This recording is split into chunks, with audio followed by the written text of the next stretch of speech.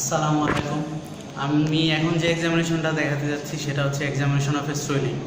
Swelling এক্সামিনেশনের ক্ষেত্রে প্রথমে যে প্রিরিকুইজিটগুলো লাগে সেগুলো সেম সব এক্সামিনেশনের ক্ষেত্রেই লাগে। গ্রিটিংস, সেলফ ইন্ট্রোডাকশন, পারমিশন, যদি পেশেন্ট ফিমেল হয় তাহলে হচ্ছে অ্যাটেন্ডেন্স এবং স্ক্রিন, যদি কোনো প্রাইভেট পার্ট এক্সামিনেশন করতে হয়। তো বসে না। আসসালামু আলাইকুম মামা। আমি এই মেডিকেল কলেজের ফিফথ ইয়ার একজন স্টুডেন্ট। আমি আপনার উপর পরীক্ষা করবো, আশা করি আমি সহায়তা করবো। আপনি কী সমস্যা নিয়ে এসেছেন এখানে? এটা ফুলানে আসি আচ্ছা, আপনার এই ফোলাটা কতদিন ধরে? প্রায় 7-8 বছর। আচ্ছা, এটা কি প্রথমে যেরকম ছিল সেখানে সেখানে সেরকমই আছে না বাড়তেছে বা কমতেছে? সেরকমই আছে। সেরকমই আছে। আচ্ছা, এর সাথে ব্যথা আছে আপনার? না, ব্যথা নাই। ব্যথা নেই। এরকম ফোলা শরীরের কোথায় কোথায় আছে? এমনি কপাল আছে, একটা ছিটে আছে একটা। আচ্ছা, আপনি একটু পিঠেরটা দেখাতে পারেন? আমি দেখবো।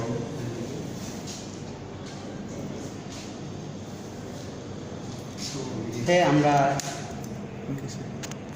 দেখা যাচ্ছে আমরা এখানে একটা লাম্প আছে ওনার পিঠে, এবং হচ্ছে আমরা এখন এটার যে এক্সামিনেশন প্রসিডিউর সেটুকু শুরু করতে যাচ্ছি। প্রথম যে পার্ট ইন্সপেকশনের প্রথম যে পার্টটুকু বলা হয় সেটা হচ্ছে সাইট সবসময় বলা উচিত যে কোনো বনি প্রমিনেন্সের রিলেশনে, যেমন এটা হচ্ছে একটা স্ক্যাপুলার রিজনে এই সোয়েলিংটা, সুতরাং আমি বলতেছি যে there is a swelling over the scapular region. Second point হচ্ছে তার শেপ এখানে সার্কুলার বা রাউন্ডেড যে কোনো একটা বললেই হবে। অ্যাপ্রক্সিমেট সাইজ বলা যেতে পারে যে 2 সেন্টিমিটার ইন্টু 2 সেন্টিমিটার।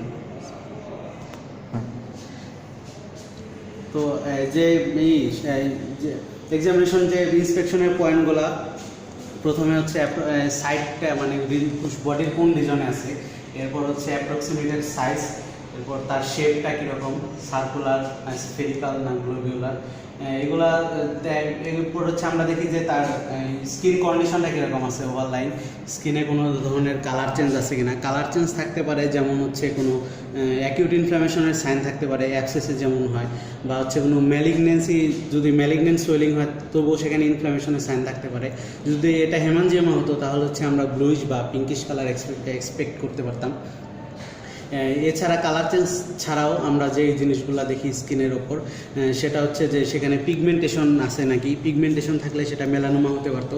যদি ডিপিগমেন্টেশন থাকতো সেটা হচ্ছে বার্নের কারণে হতে পারে। হেয়ার ডিস্ট্রিবিউশনটা দেখি, যদি ইস্কেমিয়া থাকে তাহলে হচ্ছে হেয়ার লস হতে পারে। আর একটা যে স্পেশাল জিনিস দেখতে হয় সেটা হচ্ছে এখানে কোনো পাংটাম আছে কিনা।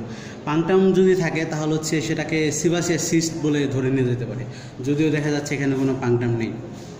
তো ইন্সপেকশনের যে পয়েন্টগুলো আমরা যদি বলতে চাই বা রানিং কমেন্টটি দিতে চাই তাহলে বলতে হয় যে there is a circular shaped swelling over the scapular region, approximate size 2 into 2 centimeter, there is no visual pulsation, there is no scar mark, color change is normal, hair distribution is normal, there is no pigmentation or depigmentation. This is the inspection. And also there is no punctum present over it. ইন্সপেকশনের finding সাধারণত এগুলাই বলা হয়। এরপর হচ্ছে আমরা পালপেশনে চলে যাই। পালপেশনের ক্ষেত্রে হচ্ছে নর্মালি যেগুলো দেখা হয় সেটা দিয়ে শুরু করতে হবে, এবং অবভিয়াসলি এখানে আমাদের টেম্পারেচার এবং টেন্ডারনেস দেখতে হবে।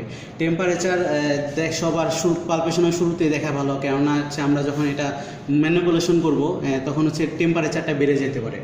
সুতরাং টেম্পারেচার দেখার জন্য আমরা নর্মাল যেটা করে থাকি, প্রথমে একটা নর্মাল সাইডের টেম্পারেচার দেখি। অবশ্যই হচ্ছে যে ডরসাল সারফেসের স্কিন দ্বারা, as it is highly sensitive to heat, কারণ এটা হচ্ছে একটা থিন স্কিন। সুতরাং প্রথমে আমি একটা নর্মাল সাইড দেখব, এরপর হচ্ছে সেই এফেক্টেড সাইড বা সোয়েলিংয়ের উপর রাখবো, এবং আবার সেই নর্মাল সাইডের উপর রাখবো। এভাবে হচ্ছে আমরা টেম্পারেচারটা দেখে নিলাম। এরপর হচ্ছে আমরা টেন্ডারনেসটা দেখবো। টেন্ডারনেস দেখার উপায় হচ্ছে যে আমার সেই এটার উপরে প্রেস করতে হবে ফিঙ্গার পাল্প দ্বারা আমি প্রেস করব, কিন্তু হচ্ছে তাকাতে হবে পেশেন্টের মুখের দিকে, কেননা হচ্ছে টেন্ডারনেস মানে যে ডক্টর ইলিসিট করে সেটা হচ্ছে পেশেন্ট আলাদাভাবে ফিল করবে। তো আমি দেখতেছি যে এখানে প্রেস করতেছি এবং তার মুখের দিকে তাকাচ্ছি, দেখা যাচ্ছে যে কোনো ব্যথার যে উদ্বেগ তার মুখভঙ্গিতে প্রকাশ পাচ্ছে না। সুতরাং আমি বলে দিতে পারি এটা নন টেন্ডার, এবং টেম্পারেচার সেখানে নর্মাল ছিল। টেম্পারেচার এবং টেন্ডারনেস দেখার পরে আমাদের যে জিনিসগুলো দেখতে হয় সেটা হচ্ছে সারফেসটা কীরকম। সারফেসটা অবশ্যই পাম্প দিয়ে না, এবং আমরা হচ্ছে ফিঙ্গার পাল্প দিয়ে দেখব এর সারফেসটা।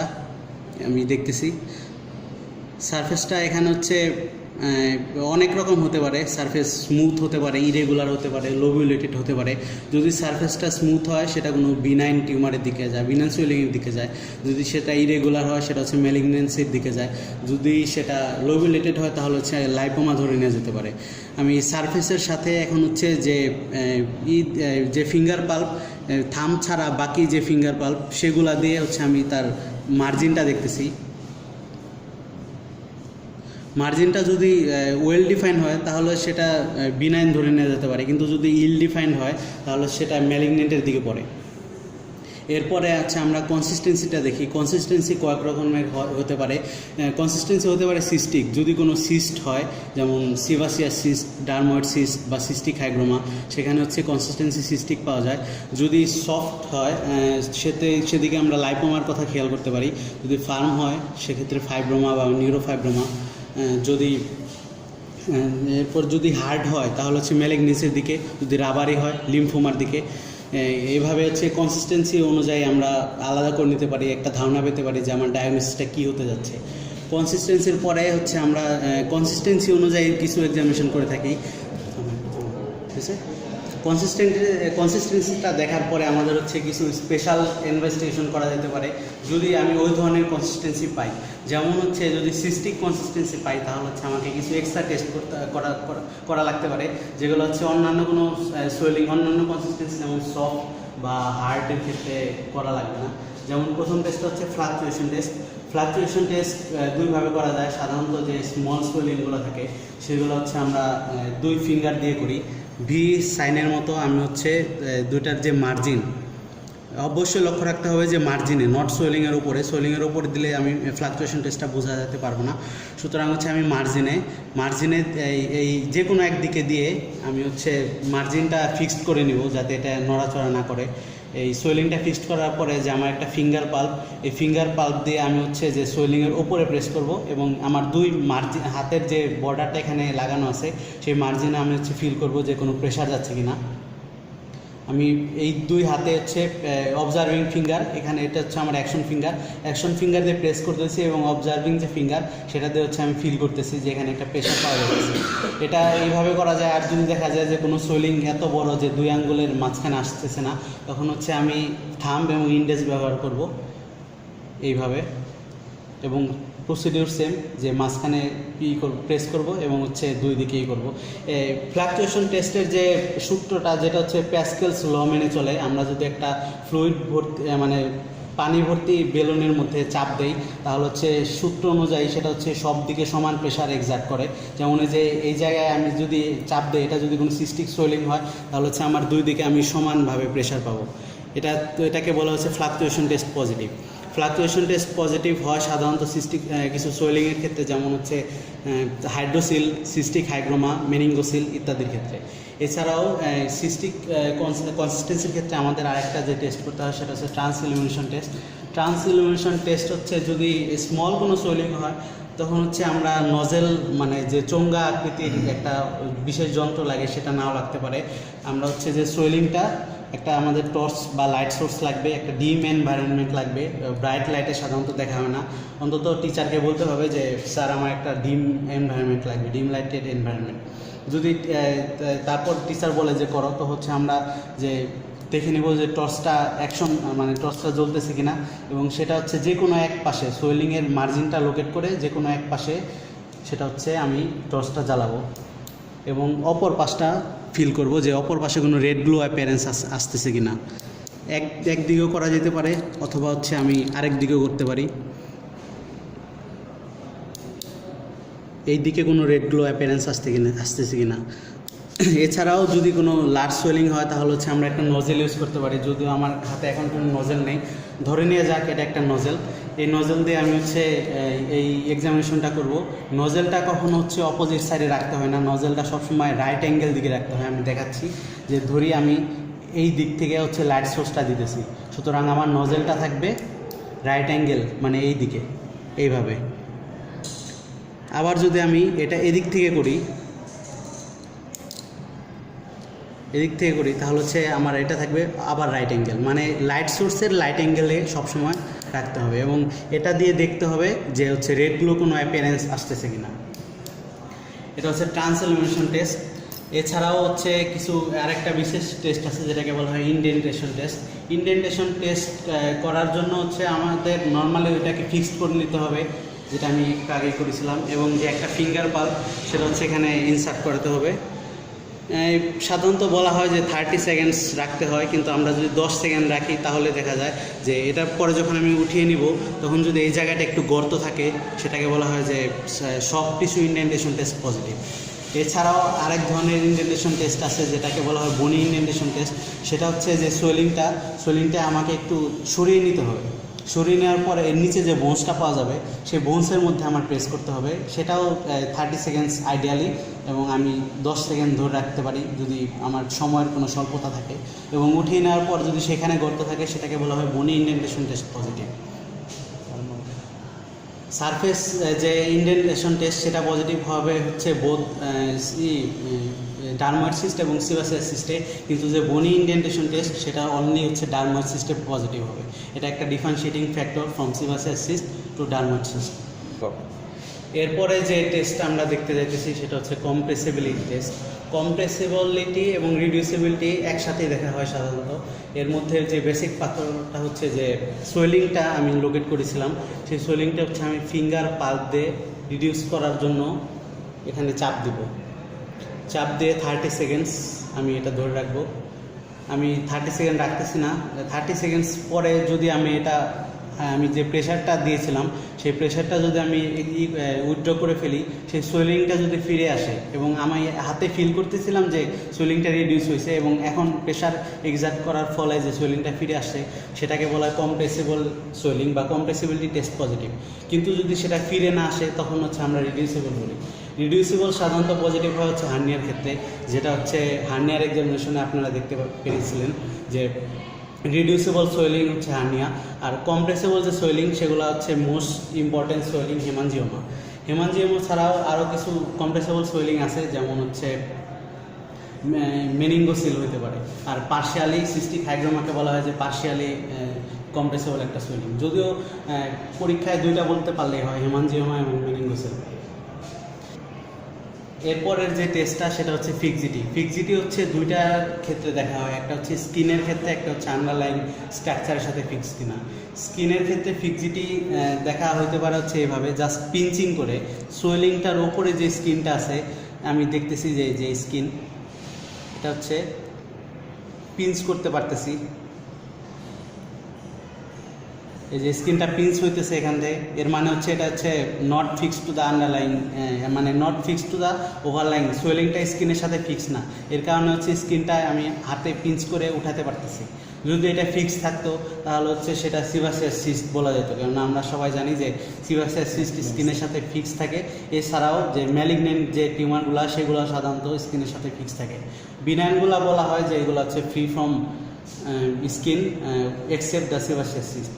এরপর হচ্ছে স্কিনের সাথে দেখার পরে আমরা দেখি হচ্ছে যে আন্ডারলাইন স্ট্রাকচারের সাথে করতেছে কিনা, এটা ফিক্সড আছে কিনা, সেটা দেখার জন্য আমাকে হচ্ছে এই যে কম্পার্টমেন্টে সোয়েলিংটা আছে সেই কম্পার্টমেন্টে যে মাসেলগুলো আছে সেগুলো একটু টট করতে হবে। যেমন আমি মামাকে বলবো, মামা দুই কাঁধে কোমরে হাতটা দিয়ে একটু মাসেলটা শক্ত করে। এরপর যে সোয়েলিংটা আমি দেখবো সেই সোয়েলিংটা আমি মুভ করাবো with the help of thumb and index finger. যদি এটা মুভেবল হয় তার মানে এটা ফিক্স না। এটা হচ্ছে যে কোনো বডির যে কোনো কম্পার্টমেন্টের ক্ষেত্রে সত্য। যদি হচ্ছে এটা এই কম্পার্টমেন্টের মাসেলের সাথে এই কম্পার্টমেন্টে কোনো সোয়েলিং থাকতো তখন আমি মামাকে বলতাম যে আপনি একটু হাতটা করেন, আমার এই হাতের উপর চাপ দেন, এই যে মাসেলটা টট হলো সেটাই সোয়েলিংটা ধরে আমি দেখতাম যে হচ্ছে সেই মুভেবল কিনা। যদি এটা মুভেবল না হয় তাহলে হচ্ছে বলা যেতে পারে এটা ফ্রি ফ্রম আন্ডারলাইন স্ট্রাকচার। আর যদি মুভেবল যদি মাসেলটা টট করার পরে সেই সোয়েলিংটা যদি মুভেবল হয় তার মানে সেটা হচ্ছে আন্ডারলাইন স্ট্রাকচারের সাথে সে ফিক্স না।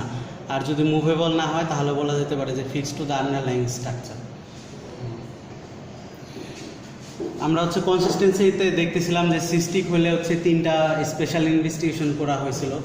সেটা ছিল হচ্ছে fluctuation test, trans illumination test and indentation test. এছাড়াও যদি আমরা সফট ইনকনসিস্টেন্সি কোনো সোয়েলিং পাই, সেটা হচ্ছে লাইপোমার দিকে ইন্ডিকেট করে। সুতরাং হচ্ছে আমাকে লাইপোমার যে কার্ডিনাল ফিচারের বোঝার জন্য আর একটা সাইন দেখা হয়, সেই স্পেশাল টেস্টটা করতে হবে, যাকে বলা হয় স্লিপিং সাইন। স্লিপিং সাইন দেখার জন্য আমাকে হচ্ছে প্রথমে মার্জিনটা লোকেট করতে হবে, এরপর যে তার যে কোনো একদিকের আউটার 1/3, সোয়েলিংয়ের ওপরে না, আমি আবার বলছি যে আউটার 1/3, আউটার 1/3টা ইন্ডিকেট করে সেই জায়গায় প্রেস করতে হবে। প্রেস করলে দেখা গেল সোয়েলিংটা সরে গেছে, এটাকে বলা হচ্ছে স্লিপিং সাইন। তার এই যে এজটা আমার হাতের ফিঙ্গার টিপসে আমি পারফেক্ট করতে পারতেছি। আমি আবার দেখাচ্ছি। প্রথমে হচ্ছে আমি মার্জিনটা লোকেট করলাম, তারপর আমি আউটার 1/3-এ আঙুলটা রেখে প্রেস করলেই সেটা হচ্ছে আমার হাতের নিচ থেকে স্লিপ করে চলে গেল, এটাকে বলা হয় slipping sign positive. Slipping sign যে সোলিংয়ে পজিটিভ থাকে সেটা হচ্ছে until otherwise proof it is lipoma. বলো, ঠিক আছে। এরপর যে স্পেশাল কিছু ইনভেস্টিগেশন আছে সেগুলো সব ক্ষেত্রে করার দরকার নাই। আমরা যখন পালপেশন করতেছিলাম তখন এখানে সারফেস দেখার সময় হাত দিলেই সেখানে যদি কোনো পালপেশন পাওয়া যেত, মানে কোনো ভিজুয়াল পালসেশন পাওয়া যেত, তাহলে হচ্ছে আমরা হেমানজিওমা ধরতে পারতাম। এখন যদি আমি কোনো পালসেশন পাই হাতে, আমি আবার বলছি, যদি শুধুমাত্র কোনো পালসেশন হাতে পাই, শুধুমাত্র সেই ক্ষেত্রেই আমরা হচ্ছে থ্রিল চেক করব যে এই জায়গায় কোনো থ্রিল পাওয়া যাইতেছে কিনা। আর যদি আমি এখানে কোনো থ্রিল পাই, মানে পালসেশন পাইতেছি হাতে, তখন হচ্ছে আমরা অসকালটেশন এখানে করব, যে কারণ সেখানে ব্রুই পাওয়া যেতে পারে। এছাড়া এটা করার সাধারণ সোয়েলিংয়ে যদি আমি থ্রিল না পাই, অসকালটেশন করার কোনো দরকার নেই। আমরা হচ্ছে সাধারণত বলা হয় যে যদি কোনো সোয়েলিং পাওয়া যায় তাহলে হচ্ছে লিম্ফ নোড এক্সামিনেশন করতে হয়। যদি হেড নেক রিজনে কোনো সোয়েলিং থাকে তাহলে হচ্ছে আমাদের সার্ভাইকাল লিম্ফ নোড মাস্ট করতে হবে।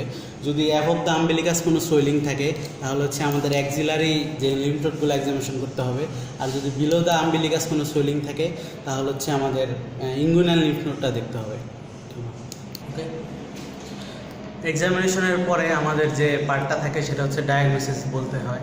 ডায়াগনোসিস এখানে হচ্ছে সাধারণত যে ফাইন্ডিংগুলো আমরা পাই সেগুলো বলতে হয়। আমি এখানে যেগুলো পেয়েছিলাম সেখানে ছিল যে ওভারলাইং স্কিনটা ফ্রি ছিল, তার স্লিপিং সাইন পজিটিভ ছিল, সারফেসটা লোবিউলেটেড ছিল। সুতরাং মাই ডায়াগনোসিস বা মাই প্রভিশনাল ডায়াগনোসিস ইজ লাইপোমা। এখন হচ্ছে ডিফারেন্সিয়াল ডায়াগনোসিস কী কী হতে পারে? ডিফারেন্সিয়াল ডায়াগনোসিস হতে পারে সিভাসিয়াস সিস্ট হতে পারে বা ফাইব্রোমা হতে পারে। সেগুলোর সাথে ডিফারেন্সিয়েশন করার জন্য যে পয়েন্টগুলো আমার আসবে সেগুলো হচ্ছে যে সিভাসিয়াস সিস্টে সাধারণত যে পাংটাম থাকে এখানে কোনো পাংটাম ছিল না।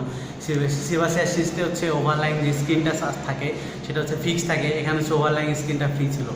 আর ফাইব্রোমার সাথে ডিফারেন্সিয়েশন করা যেতে পারে যে ফাইব্রোমা হচ্ছে কনসিস্টেন্সিটা ফার্ম থাকে, আর হচ্ছে এখানে কনসিস্টেন্সিটা আমি সফট পেয়েছিলাম। এছাড়াও যে আমরা সোয়েলিংয়ের ক্ষেত্রে বিভিন্ন ক্ষেত্রে যে ডায়াগনোসিস বলার ক্ষেত্রে কিছু পয়েন্ট বলতে হয়, যেমন হচ্ছে যে ডার্ময়েড সিস্ট আমরা যখন বলবো তখন হচ্ছে আমার ইনডেন্টেশন টেস্টটা বলতে হবে যে এটা হচ্ছে শুধুমাত্র এই ক্ষেত্রে পজিটিভ।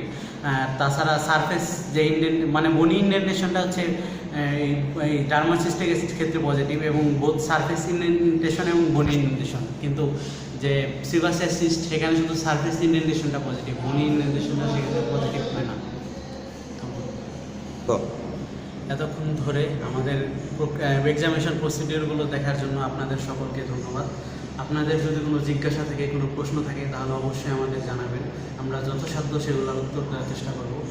আর যদি আপনাদের মনে হয় যে আমাদের এক্সামিনেশন প্রসিডিওর কোথাও কোনো ভুল হয়েছে তো অবশ্যই প্লিজ দয়া করে আমাদের ধরিয়ে দিন, কেননা আমাদেরও এগুলো ইম্প্রোভাইজেশন করার অনেক জায়গা আছে, সেগুলো আমাদের উন্নতি হবে এবং পরবর্তী ভিডিওগুলোতে সেগুলো আমরা শুধরিয়ে দিতে পারবো।